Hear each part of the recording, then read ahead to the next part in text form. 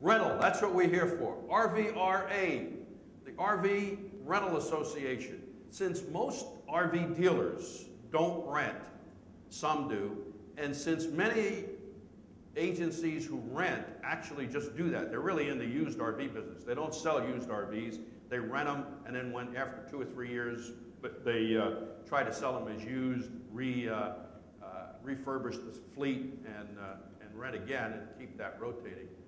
We started an organization back in the 1980s called RVRA, the RV Rental Organization, a wholly owned subsidiary of RVDA. Again, it's not for profit. We are not for profit. We've made a profit every year, which we put into our reserve fund. We're not for profit. Many of my members are non-profit. They didn't intend to be not. Okay, you understand? So that's the thing.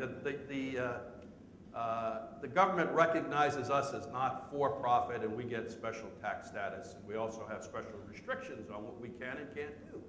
So we can't behave like a for-profit organization, as I often would like to. So coming from the Defense Department, it didn't take me long to adapt to not-for-profit. In the government, we didn't have a top line. We just had expenses. We never had income. We assumed the income from the government, see? So most of us paid taxes, and that was the income, so we got to spend it. Now I have to figure out how to make it and spend it, but I'm still not for profit. Okay, in addition to that $15 billion I told you about in sales and service from RV dealers of new units and used units and their service, this is in addition.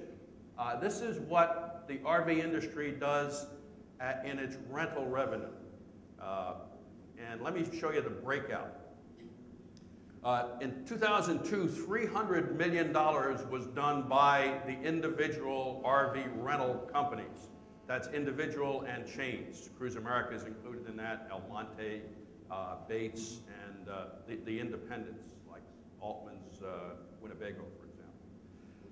The well, those were independents. Now, RV dealerships like Altman's Winnebago that has a rental department did 40 million or 49 million, almost 50 million in sales in 2002.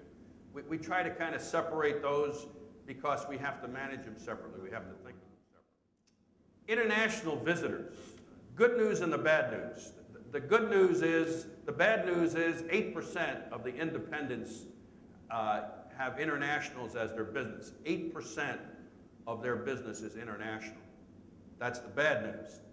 That's also the good news, because that's an opportunity that needs to be filled. So there's a lot of capacity out there to shift the marketplace. What we need to do is get capacity of rentals. These are some of the models they use. You know them. There's fly and drive, airport pickup. We have one-way rentals. The major firms do this primarily. The little dealer really, since he's only got one location in many cases, or two, can't really do the one-way as expeditiously as the chains can. There's a new fad coming out, RV rentals without driving. They'll actually go to a campground in cooperation with Linda's people and set up an RV. We had 22% more leads than in 2005. As Linda told you yesterday, dealers can go up on the internet, download the leads, comes out on a spreadsheet. We even got a service available for them where they can just have an agency download the leads, make follow-up phone calls, find out who's really ready to buy, who's ready to look, and get the people into the dealership for them for a very, very minimal fee. I'm amazed at how few people, relatively few dealers actually use this very well. So we got to teach them how to do that. Linda, I think it's 25 minutes into it that you the throat thing. Okay, here's the next step possibility for us. We have an International Convention Expo every year. From now to 2009, it's going to be at the Rio Hotel in Las Vegas. It's the last week in September. And we welcome you. If any of you that wants to come and visit the top dealers in the U.S. and Canada, just let us know. Go to www.rvda.org, and we'll have registration information and exhibiting information and that sort of stuff available very shortly for the next year's convention. We have over 2,056 people. Half of those were dealers and dealership employees. The other half